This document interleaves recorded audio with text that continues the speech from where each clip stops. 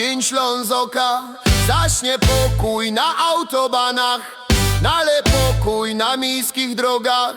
Chyba że pod cmentarzem gorole do siebie jadą, a z Niemiec zaś przyjadą Unkel ze swoją babą na cmentarz z całą rolwagą. Pod cmentarzem park placu nie znajdziesz, lepiej jak się piechty pójdziesz. Makronów i gumików nakupisz i przy kawie się to pot wdupisz.